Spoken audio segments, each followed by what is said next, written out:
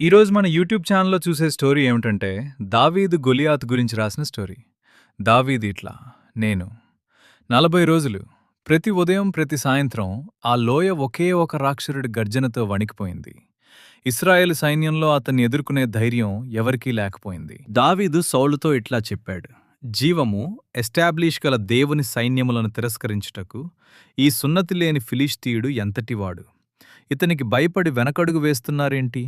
రాజా, నీ దాసుడునైన నేను నా తండ్రి గొర్రెలను కాచుచున్నప్పుడు సింహముని ఎలుగుబంటియు వచ్చి మందలో నుండి ఒక గొర్రెపిల్లని ఎత్తుకుని పోయినప్పుడు నేను వాటిని తరిమి చంపాను. ఆ జంతువుల నుండి నన్ను రక్షించిన దేవుడు ఈ ఫిలిస్తీని చేతిలో నుండి కూడా నన్ను రక్షిస్తాడు.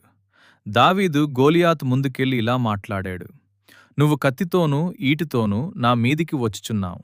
అయితే నేను నీవు తిరస్కరించిన ఇశ్రాయేలీల సైన్యములకధిపతి అయిన యెహోవా పేరిట నీ మీదికి వచ్చుచున్నాను. యుద్ధము యెహోవాదే. దాని తరువాతికి దావీదు ఆ దేశానికి రాజయ్యాడు. ఇలాంటి మరిన్ని వీడియోల కోసం మన ఛానల్ ఇప్పుడే సబ్స్క్రైబ్ చేసుకోండి. అందరికీ ప్రైజ్ ది లార్డ్.